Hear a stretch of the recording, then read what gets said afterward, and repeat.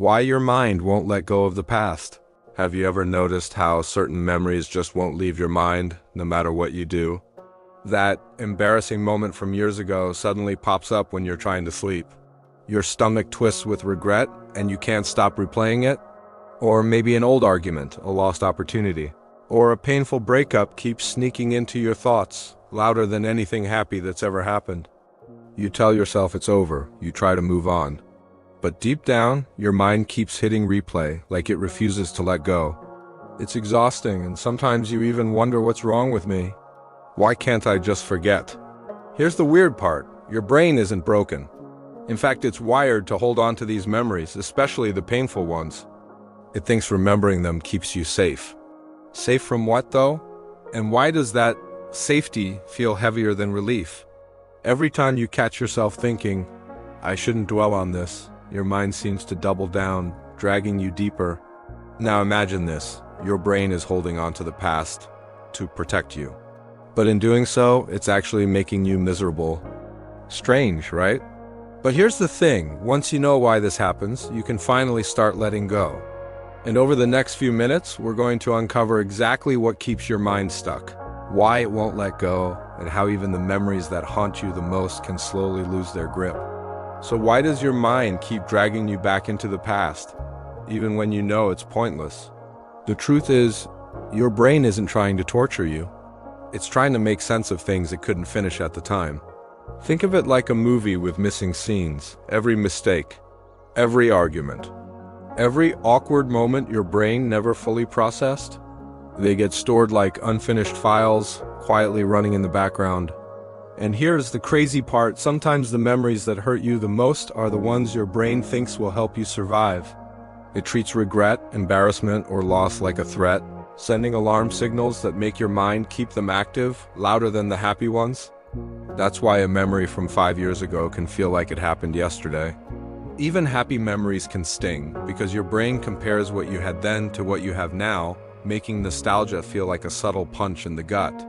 But here's a secret most people miss. Holding on to the past doesn't protect you, it just keeps you stuck. And the shift isn't huge or complicated. Even something as simple as noticing a memory differently, without judgment, can start breaking the loop. Over the next few minutes, we'll uncover exactly why your mind clings to these moments, what triggers them without you realizing, and how small, precise changes can slowly loosen their grip. By the end, you'll see it's not about forgetting or erasing the past. It's about understanding, reframing, and finally taking back your mental space. Ever have a tiny, embarrassing moment from years ago suddenly pop into your head for no reason? That's your brain's sticky folder at work. Some memories that feel small or meaningless can actually have the strongest hold, not because they were important, but because your brain tagged them with strong emotion. Every mistake, every awkward conversation, every regret gets stored with an emotional label, and the heavier the feeling, the harder it sticks. Think about the last time you caught yourself ruminating over something from years ago. Chances are, it wasn't the biggest event in your life, but in that moment, it felt enormous. And your brain never let it go. The tricky part is, this happens automatically. You don't choose which memories linger. Your mind decides for you, flagging them as warnings. Remember this. Don't let it happen again. But instead of helping, it keeps you spinning, whispering doubts, feeding regrets, and nudging old emotions back into your thoughts. Even when you try to distract yourself, the memory slips back in, like a shadow that follows you everywhere. Here's the wild part. This isn't a flaw. Your brain is doing its job, wired to protect you from pain or danger. The problem is, most of these threats today are emotional, not physical. So the mental alarm system keeps ringing long after the danger is gone. Later, we'll explore how noticing these sticky memories differently can slowly loosen their grip without forcing yourself to forget. And understanding this trap is the first step toward finally freeing your mind. Have you ever noticed how your brain seems to replay the bad moments far more than the good ones? You're at a party, laughing with friends, and then bam, you suddenly remember that cringe moment from years ago. That's your brain on negativity bias. Happy memories feel nice, but they don't trigger the same alarm signals, so your mind doesn't treat them as urgent. Every rejection, every failure, every awkward moment, Your brain stores them as if survival depends on remembering them perfectly, and the crazy part? Sometimes the memories you wish you could forget are the ones your brain thinks will keep you alive. It's like an internal warning system, constantly scanning for mistakes, threats, or embarrassment. Tiny moments of shame can feel enormous because your brain weights emotion, not importance.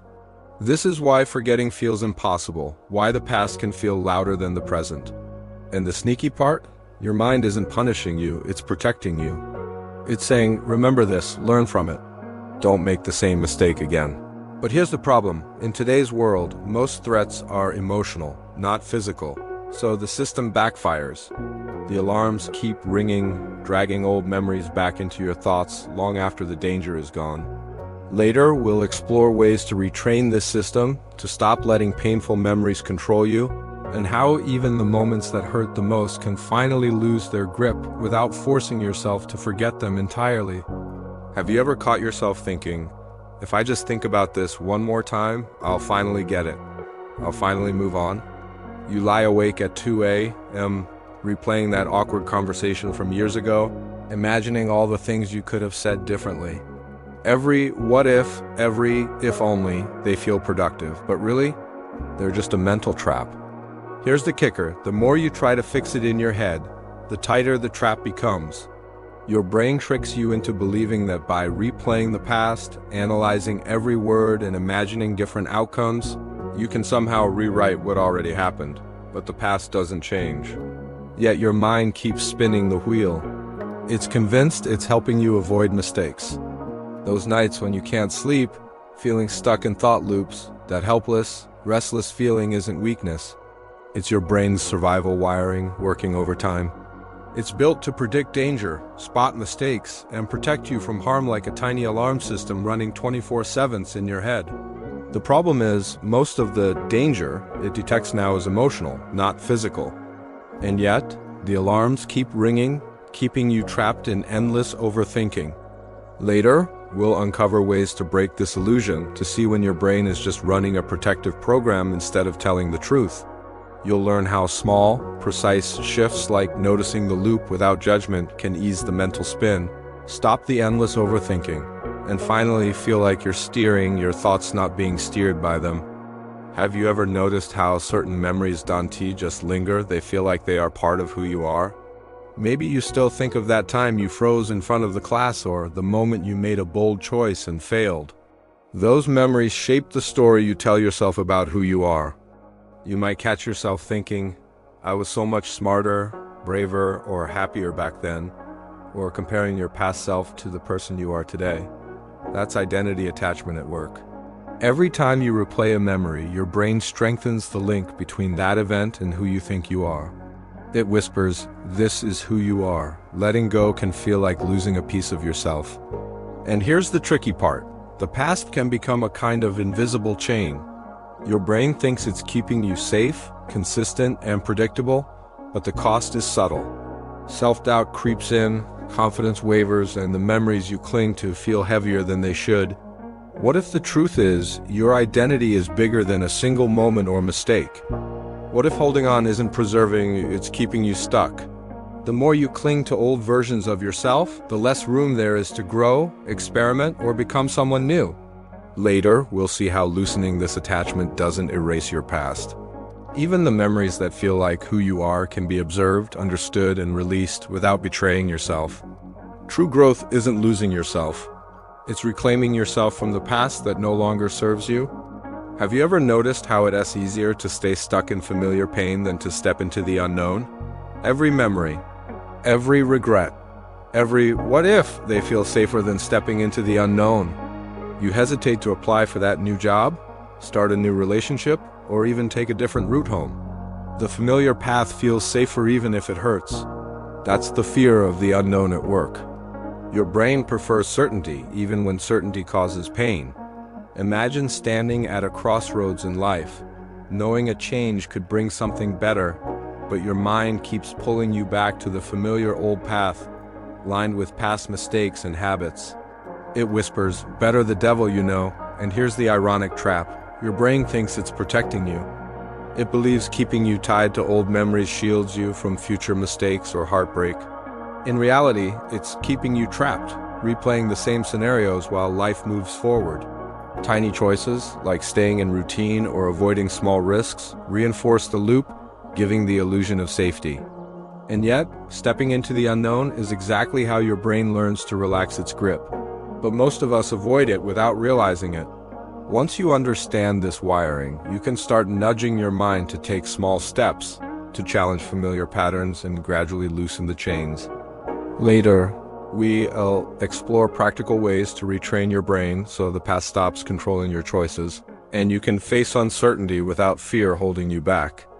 Have you ever wondered why, even when you understand your past, you still feel trapped? You try to speak up at work or take a different route home, but your mind keeps nudging you back to the familiar, safe choice. What actually keeps you stuck isn't just memories, regret, or fear, it's the invisible rules your brain created to protect you. Every experience, every mistake, every heartbreak has trained your mind to act a certain way. It develops patterns, habits, and automatic responses, even when you try to change. Your brain quietly pulls you back to what's familiar. Imagine trying to swim against a current.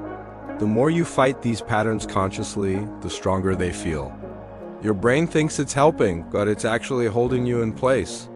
Those invisible chains are reinforced by the stories you tell yourself. I'm not capable. I always fail.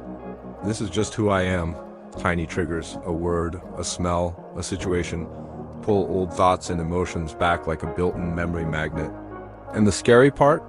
Most of this happens automatically without you even realizing it. Your mind isn't trying to make you miserable. It thinks it's protecting you from pain, embarrassment, or danger. But the effect is the same. You stay stuck, spinning in loops, feeling powerless to break free. Later, we'll dive into the exact ways to loosen these invisible chains.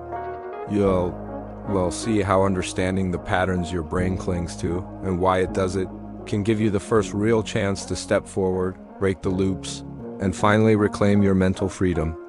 So, how do you start freeing your mind from the past without forcing yourself to forget it?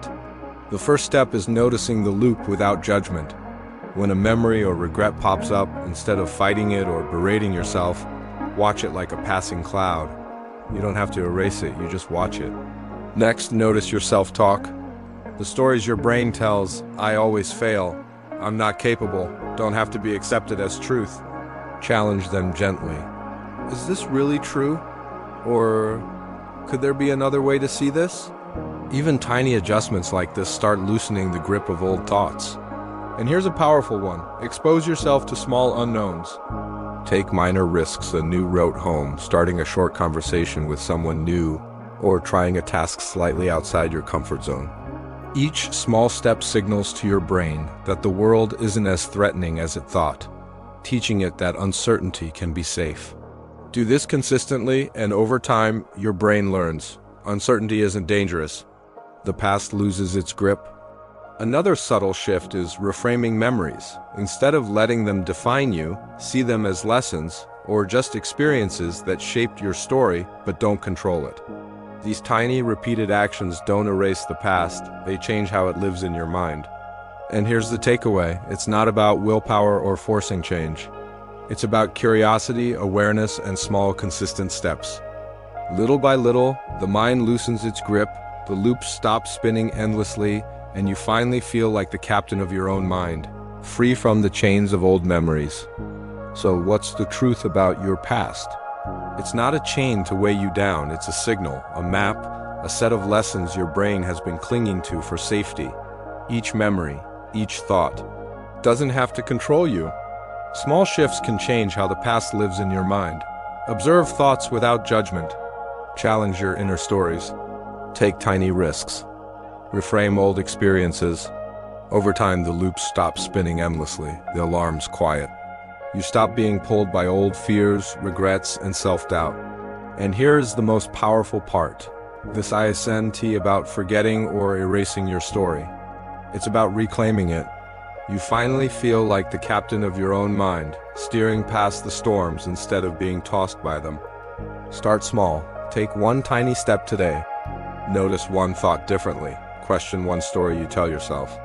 And if this video helped you see the patterns that keep you stuck, and you want to dive deeper into how your mind protects you and how to work with it instead of against it, hit that like button, subscribe for more insights, and share this with someone who might need it. Your past doesn't define you, you define it.